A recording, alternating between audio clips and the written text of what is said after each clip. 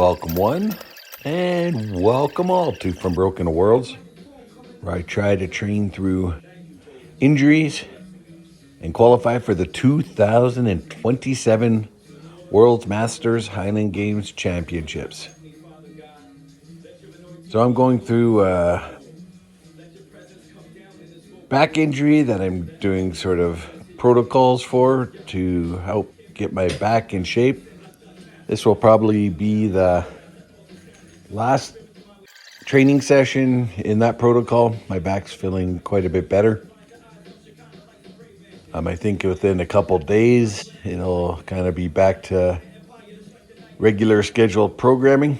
So that means on next Monday, I'm going to start my regular gym work again. However, I will do it a bit lighter than what I have been doing, just because I'm a little out of practice and my body's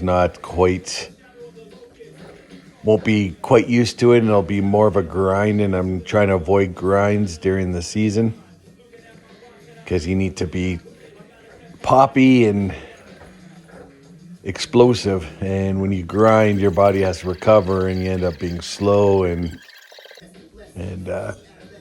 not explosive. So these are just my ankle cuffs and moving things around the hip area. It's actually not a bad exercise as far as something somebody should do anyways. So I'm doing it in 3 directions, but you could do more. You could work out your abductors and all the ductors. And yeah, I think it's a worthwhile thing to do as an accessory. One thing to note is that this program that you're seeing me do, quote unquote program, you won't get strong from this. You won't become a strong person. This is just kind of moving in ways that don't bug my back, but still affect my back. That's generally the principle that I'm working with. This is a neat kind of exercise. It's a kind of like a sled drag, but I don't have enough room. My gym is 250 square feet roughly, and so I don't have enough room to do sledding. So this is a way you can do sledding, sort of, without actually having room to do a sled. As long as you have room in front of your cable machine, in my case the cable tower, then you can do this. You can also, with the Bells of Steel cable tower, you have 2 options to use 1 handle or 2 handle. I have it hooked. Excuse me, my throat's filling up with phlegm for some reason.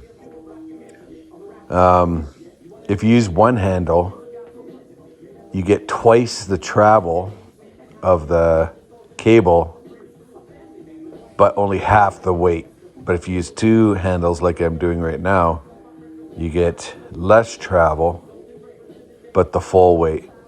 And I figured, since I can't really go much further than what just a little bit from what the double cable setup will give me, I'll just do the double cables.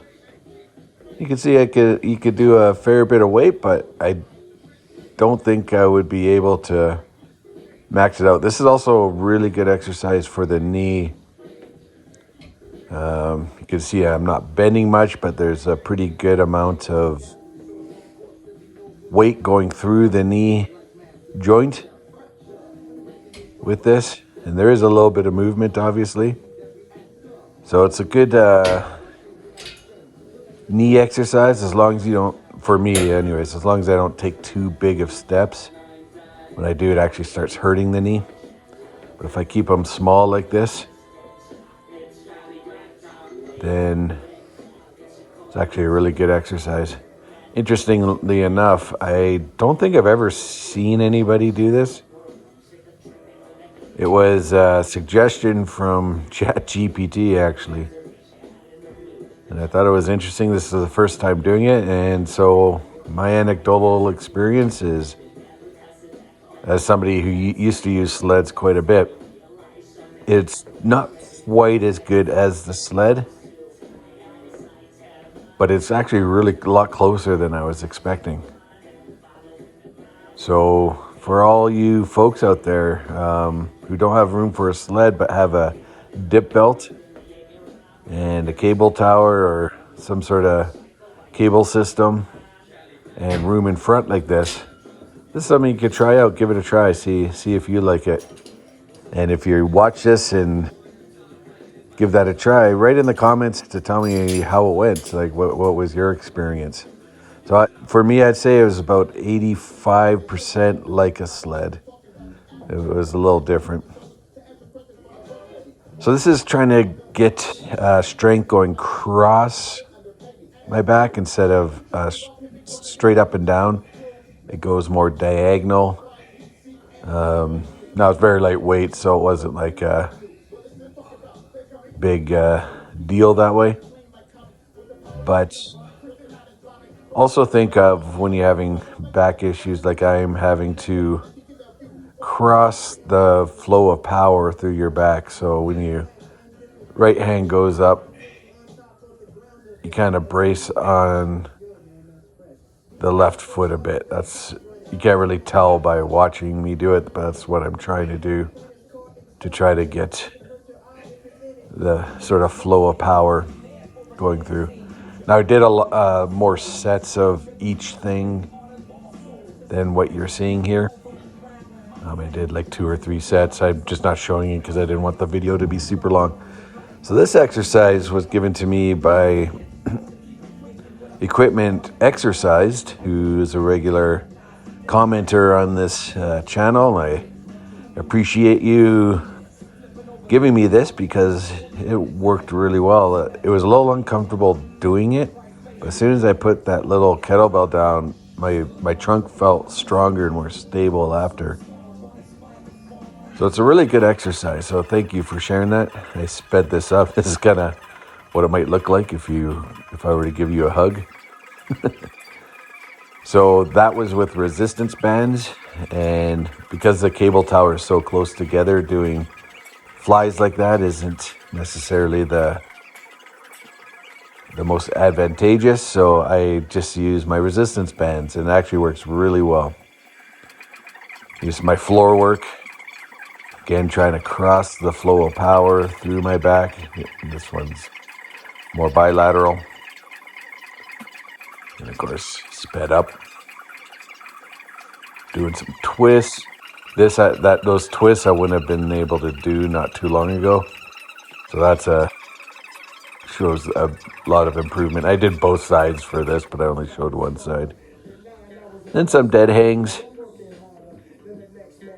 Good to kind of stretch everything out, do some traction. To be honest, though, I didn't really feel it in my back, so take that for what it's worth. But of course, you stretch out the shoulders. You work on your grip strength a little bit. I kind of reversed the grip here and did kind of backwards. Kind of was a little uncomfortable with my shoulder, but that's it, guys. All right, have a good one. See ya.